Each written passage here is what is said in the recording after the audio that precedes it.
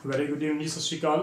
CrPC के regarding जो आज टॉपिक हमारा होगा वो section 168 onwards up to section 172 तक हम लोग आज डिस्कस करेंगे। और आज हम लोग ये भी डिस्कस करेंगे नेक्स्ट लेक्चर में कि इंक्वेस्ट रिपोर्ट क्या होती है, उसके बारे में हम लोग सेक्शन 174 ऑनवर्ड्स जो है वो हम लोग डिस्कस करेंगे। 168 अप टू सेक्शन 172 जो है वो उसकी बेरेट लैंग्वेज वो अपने आप में सफिशिएंट मानी जाएगी, क्योंकि केस लॉ यहाँ पर इंपॉर्टेंट नहीं है, इसलिए मैं वहाँ पर डिस्कस ज़्यादा नहीं करूँगा। तो 168 क्या कह रहा है कि report of investigation by subordinate police officer. Law कहता है कि जो पुलिस स्टेशन का जो हेड है वो एसएचओ है, station head officer, office SHO है डेफिनेटली।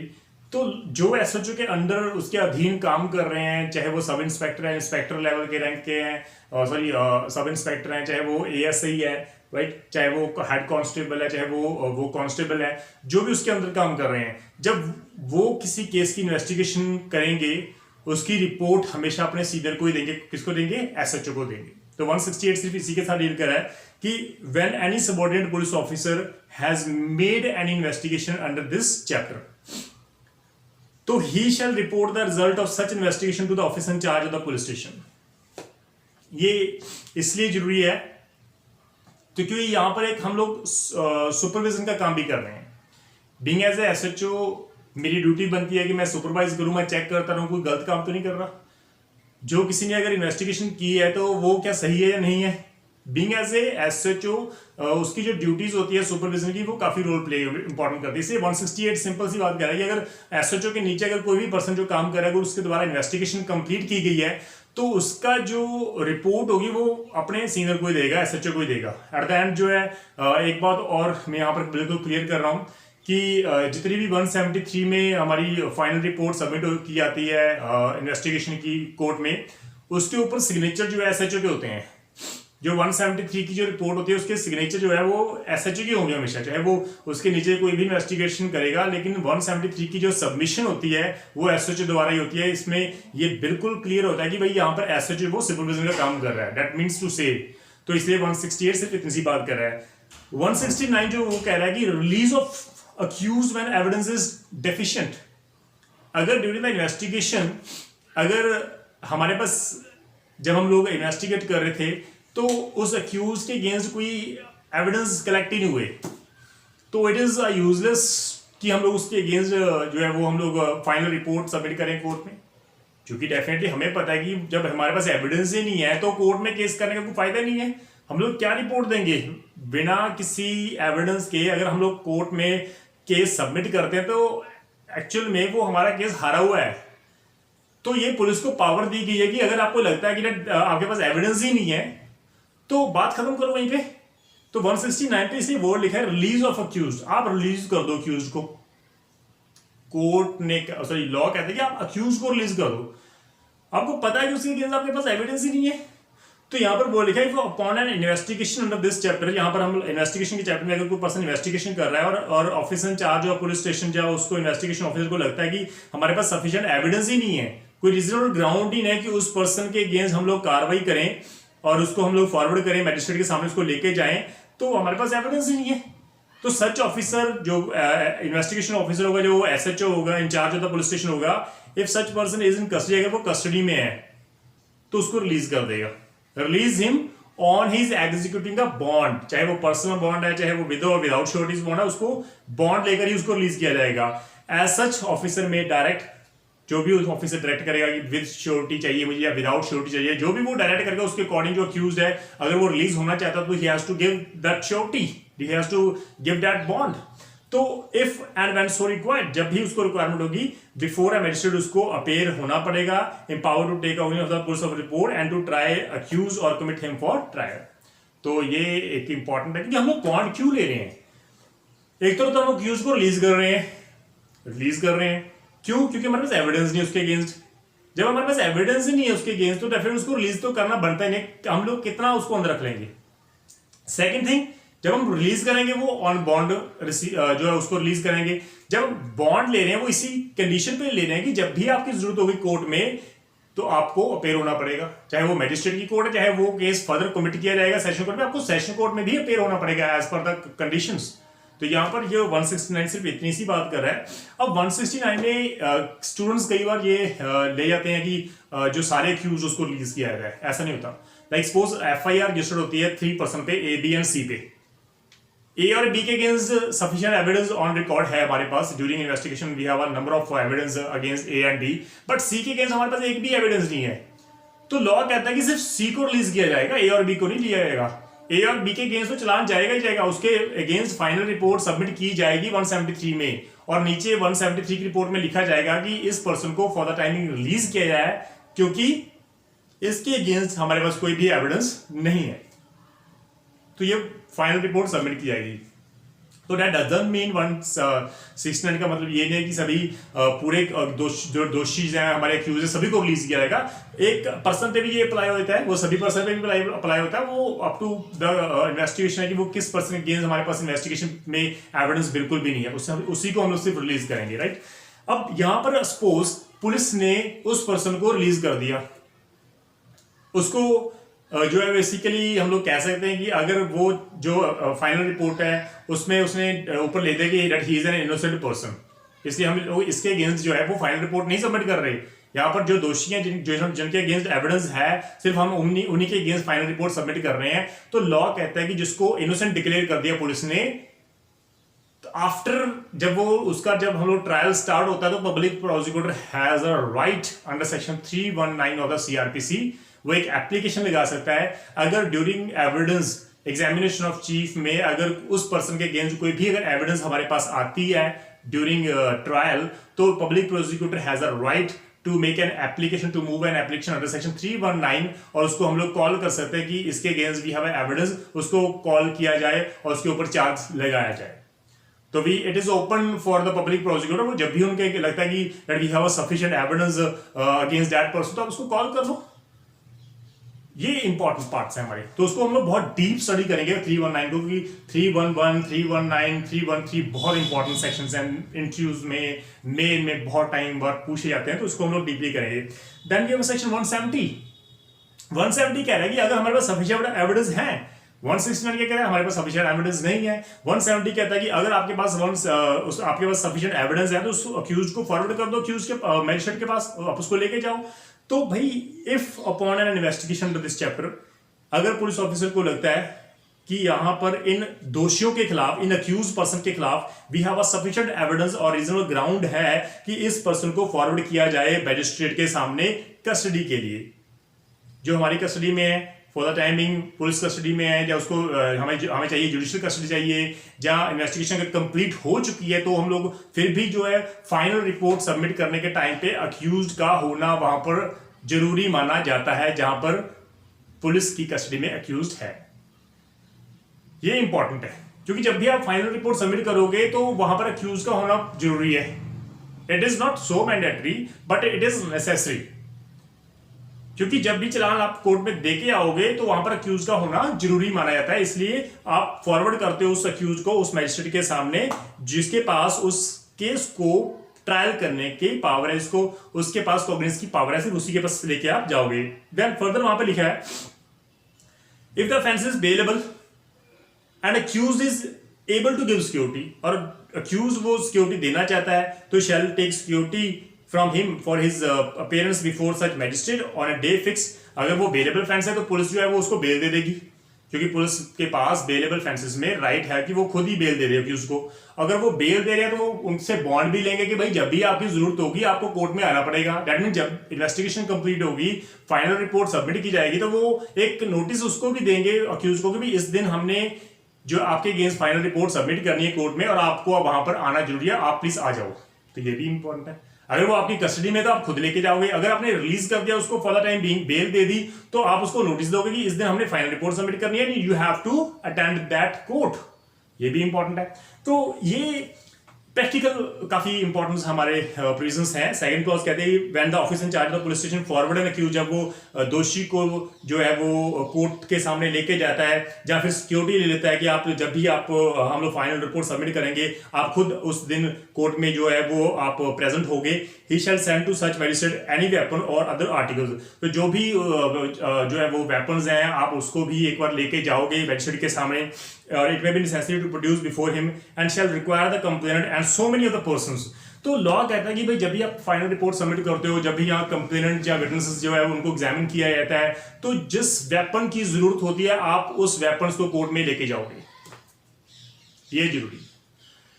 अब इट इज नॉट नेसेसरी कि जब फाइन 173 में अगर फाइनल रिपोर्ट सबमिट कर रहे हो तो उस समय वेपन्स लेके जाओगे, ये जरूरी नहीं है। आपको सिर्फ फाइनल रिपोर्ट सबमिट करनी है, बट जब भी किसी कंप्लेनेंट का या अगर हम लोग किसी एविडेंस आई विटनेस को हम लोग एग्जामिन करते हैं तो वो डेफिनेटली अपनी स्टेटमेंट में, अपनी गवाही में, अपनी एग्जामिनेशन चीफ में उन पर्सनस को आइडेंटिफाई भी करेंगे जिन्होंने उनके ऊपर अटैक किया है।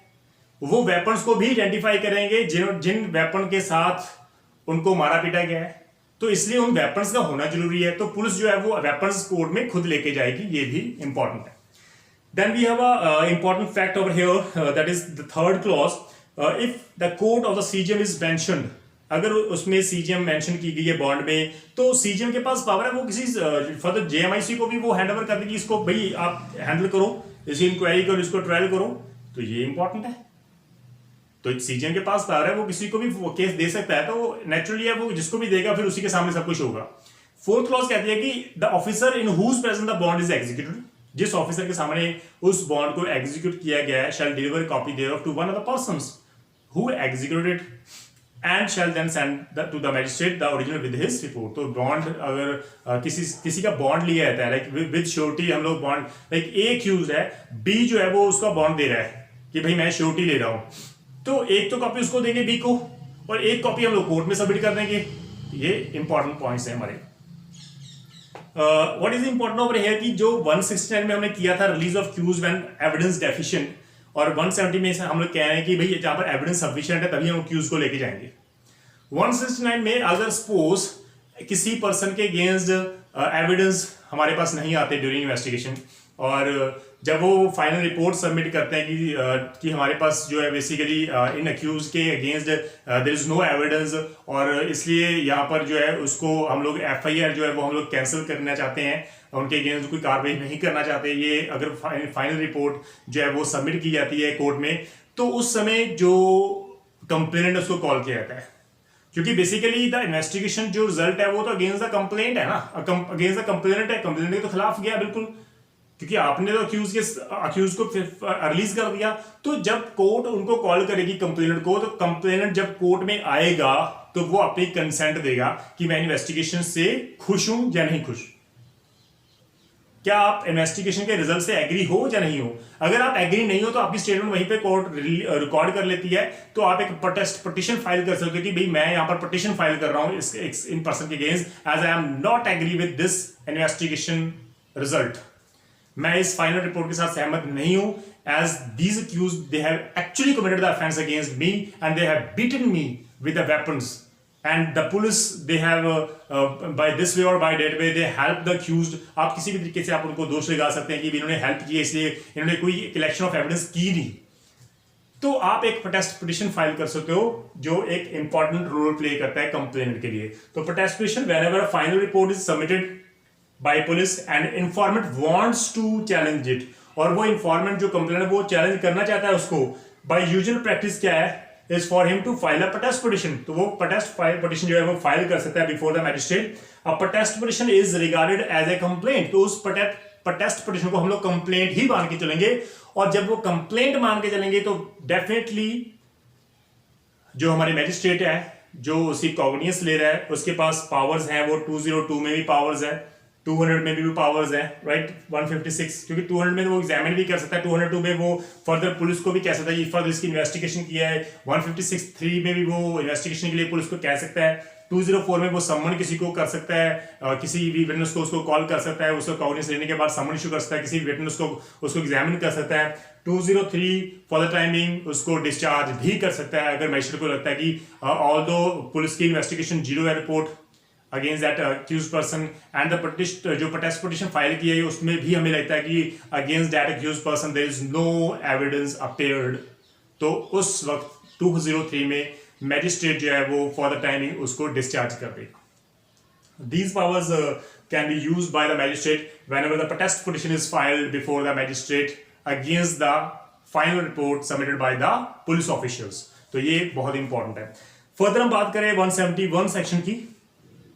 171 में वहां पर वो लिखा complainant and witnesses do not be required to company police officer and not to subject to restrain. जब हमने फाइनल रिपोर्ट सबमिट कर दी पुलिस ने जो है वो कोर्ट में, तो जब भी कोर्ट को लगता है कि यहाँ पर अभी हम ट्रायल स्टार्ट करने वाले हैं और हमने समन इशू कर दिया कंप्लेनेंट को या अदर आई विटनेस को कि आपकी एग्जामिनेशन इस डेट को है, तो भाई उस दिन कंप्लेनेंट या आई विटनेस के साथ पुलिस जो है वो कंपनी थोड़ी ना करेगी, वो तो खुद आ जाएंगे। तो यहाँ पर लिखा है कि अननेसेसरी उनको क्यों आप उनको कंपनी कर रहे हो। तो यहाँ पर नो कंप्लेनेंट और witness shall be required to company police officer shall be subject to unnecessary restrain. ना ही आप उसको अननेसेसरी रिस्ट्रेन कर सकते हो, ना ही आप इनकन्वीनियंस पैदा कर सकते हो। तो पुलिस ऐसा कुछ भी नहीं कर सकती, तो ना ही पुलिस उस कंप्लेंट के साथ आएगी, ऐसा कुछ नहीं है, वो खुद अपने आप आ जाएंगे। प्रोवाइडेड क्या है कि इफ एनी कंप्लेनेंट और विटनेस रिफ्यूज टू अटेंड, अगर वो रिफ्यूज कर देते हैं, अटेंड नहीं करते कोर्ट को, सम्मन आ रहे उसको पकड़ ही नहीं रहे, उसको रिसीव ही नहीं कर रहे, आप कोर्ट में आप आ ही रहे अपनी एग्जामिनेशन देने, आप एविडेंस देने नहीं आ रहे, तो भाई यहाँ पर ये हो सकता है कि ऑफिसर चाहे पुलिस स्टेशन में forward him in custody to the magistrate, तो वो उसको पकड़ के मैजिस्ट्रेट की कस्टडी में दे देगा। और हु में रिटेन हिम इन कस्टडी, जब वो फिर मैजिस्ट्रेट आप उसको अपनी कस्टडी में रखेगा जब तक उनकी एग्जामिनेशन प्रॉपर नहीं होती, जब तक वो बॉन्ड नहीं दे लेते, अपने आप को बाउंड नहीं कर लेते कि हाँ सर हम लोग पक्का आएंगे, तब तक वो अंदर ही रहेंगे। Then we have section 172. 172 is a very important section। वहां पर जो है बात कर रहे हैं diary of proceedings in investigation. मैंने आपको पहले भी कहा कि केस डायरी क्या होती है, right? We have already discuss the case diary, और मैंने आपको ये भी कहा था कि जो केस डायरी है वो हर केस की सेपरेट डायरी लगाई जाएगी। जब भी पुलिस इन्वेस्टिगेशन करेगी किसी पर्टिकुलर केस को, उसकी एक सेपरेट कॉपी जो है सेपरेट डायरी होगी। दूसरे केस की इन्वेस्टिगेशन करेगी, उसकी एक सेपरेट डायरी होगी। सेपरेट डायरी जो है वो डेट वाइज होती है, टाइम वाइज होती है कि इस समय हम क्या कर रहे हैं, कहाँ किसको एग्जामिन कर रहे हैं, किसकी स्टेटमेंट रिकॉर्ड कर रहे हैं, क्या स्टेटमेंट रिकॉर्ड करें, वो भी फुल डिटेल में दी होगी वहां पर। एट द एंड उसके बेसिस पे आप 173 का जो है फाइनल रिपोर्ट प्रिपेयर करोगे। तो ये इंपॉर्टेंट है, जिसको हम लोग जिमनी भी बोलते हैं पंजाबी में, that is the basically the case diary. Case diary वहां पर बिल्कुल क्लियर है कि हर केस की एक डिफरेंट डायरी होती है। पुलिस जो है हर मिनट की डिटेल वहां पर मेंशन करती है। तो केस डायरी, हर police officer making investigation this chapter shall day by day enter his proceeding, day by day, और एक दिन में कितने एग्जामिन किए वो प्रॉपर लिखा होगा, किस किस की एग्जामिनेशन की, क्या उसके स्टेटमेंट है वो प्रॉपर लिखी होगी। सो इसको हम लोग डायरी बोलते हैं, right? Starting from the time, वहां पर उसको टाइम मेंशन करना जरूरी है कि टाइम 11:30 में हमने पी को एग्जामिन किया और क्या किया, ये statement the, right? And close the investigation, कब उन्होंने शुरू की, कब उनके क्लोज हुई इन्वेस्टिगेशन, वो proper time, place, proper movement आपकी वहां पर मेंशन होनी बिल्कुल जरूरी है। तो स्टेटमेंट ऑफ द विटनेसेस जब भी रिकॉर्ड की जाएंगी during the course of investigation, क्योंकि 161 में उनकी स्टेटमेंट रिकॉर्ड होती है, तो वो केस डायरी में भी आपको इंसर्ट करना होगा, वो प्रॉपर स्टेटमेंट वहां पर भी मेंशन की होगी। डायरी जो रेफर की गई सबसेक्शन 1 में basically shall be a volume and duly paginated. तो पेजिनेटेड मींस पेज वाइज आपको लिखा होगा, ये पेज नंबर 1, 2, 3, ताकि हमें पता लग सके डे बाय डे प्रोसीडिंग क्या हो रही है। डेट, टाइम, प्लेस आपको प्रॉपर मेंशन करना पड़ेगा, और पेज को वो मेंशन करना है, पेज नंबर 1, 2, 3 उसको नंबरिंग देनी होगी। कोई भी क्रिमिनल कोर्ट है may send for the police diary of a case under inquiry or trial in such court and may use such diary not as evidence in the case but to aid in such inquiry or trial। मैंने section 91 में मैंने आपको case कराया था state versus Babbu का, उसमें मैंने कहा था कि जो केस डायरी है इट्स अ डॉक्यूमेंट, उसको कोर्ट जो है उसको कॉल कर सकती है। 172 में वहां पर बिल्कुल दिया गया यहाँ पे कि भाई केस डायरी को कोर्ट जो है क्रिमिनल कोर्ट वो यूज कर सकती है as a aid, not as an evidence. ये इंपॉर्टेंट है, एज ए एड यूज कर सकती है। जो 91 में वो जो है वो नोटिस देगी, भाई इसको लेके आओ, सामने इशू कर देगी इन्वेस्टिगेशन ऑफिसर को कि भाई मुझे ये केस डायरी चाहिए, लेके आओ, उससे आप हेल्प ले सकते हो, but you can not use it as an evidence, right? Third clause में वहां पर लिखा है neither the accused nor his agent shall be entitled to call for such diary. अब ये जो डायरी है वो एक हम लोग कॉन्फिडेंशियल कह सकते हैं डायरी ड्यूरिंग इन्वेस्टिगेशन, ये पुलिस का पार्ट है, it is a diary, police diary है, तो पुलिस का ही वो पार्ट है, पब्लिक प्रोसिक्यूटर वो यूज कर सकता है। बट एक अक्यूज्ड और एक उसका एजेंट कोई भी जो है वो यूज नहीं कर सकते दे और they be entitled to see them merely because they are referred by the court. ना ही वो उसको देख सकते हैं, ना ही उसको चेक कर सकते हैं जस्ट बिकॉज कि हाँ भी कोर्ट ने देख लिया। अक्यूज ये नहीं कह सकता कि हमें भी देखना है, क्योंकि केस डायरी जो है वो एक कॉन्फिडेंशियल मैटर्स है, वो पुलिस का है। बट और इफ द कोर्ट यूजेज, यहाँ पे लिखा but if they are use by the police officer, लेकिन जब भी वो पब्लिक प्रोसिक्यूटर या पुलिस ऑफिसर जो उसको यूज कर देते हैं तो उसके बाद डेफिनेटली डिफेंस काउंसिल अक्यूज जो है वो उनको कॉन्ट्रडिक्ट करने के लिए उसको चेक कर सकते हैं, देख सकते हैं। ये इंपॉर्टेंट है, 145 में वो फॉलो करता है डेफिनेटली।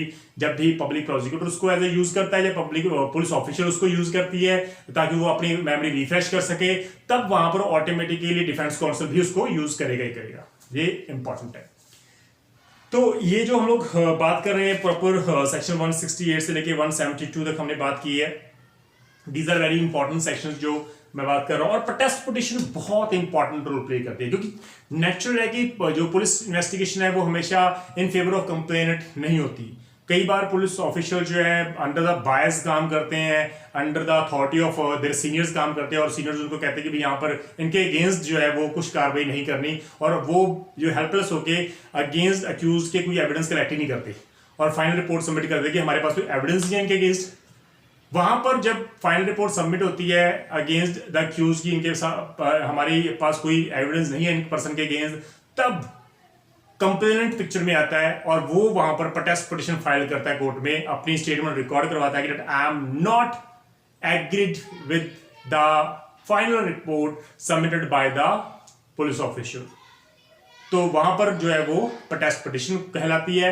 प्रोटेस्ट पिटीशन कराने के बाद आप अपने प्रोटेस्ट पिटीशन खुद से आप जो है उसको लड़ सकते हैं केस, और आप जो है वो प्रॉपर विटनेसेस, जो पुलिस के विटनेसेस हैं, वो आप उन विटनेसेस को कॉल कर सकते हो। वहां पर आप जो है वो जो है बीइंग एज अ जज, वहां पर उनको डायरेक्शन दी जाती है पुलिस ऑफिसर को कि जितने भी आपके विटनेसेस हैं, जिनके चाहे एविडेंस ना भी मिला हो, लेकिन जितने भी आपने विटनेसेस रिकॉर्ड किए हैं, आप उनकी एक लिस्ट जो है वो उन कंप्लेंट को दो, वो उनको एग्जामिन कर सकते हैं और वो पुलिस को भी एग्जामिन कर सकते हैं। तो ये बहुत इंपॉर्टेंट पॉइंट है हमारे लिए प्रोटेस्ट पिटीशन के रिगार्डिंग। काफी बार क्वेश्चन पुट किया था प्रोटेस्ट पिटीशन को, जिसको प्लीज आप ध्यान में रखना। प्रोटेस्ट पिटीशन तभी आती है जब पुलिस जो है वो अगेंस्ट द अक्यूज कोई भी जो है वो एविडेंस प्रोड्यूस नहीं कर पाती कोर्ट में। तो in case of any doubt, in case of any problem, please आप just drop the message in message box, मैं आपका रिप्लाई कर दूंगा। Thank you so much. Sat Shri अकाल।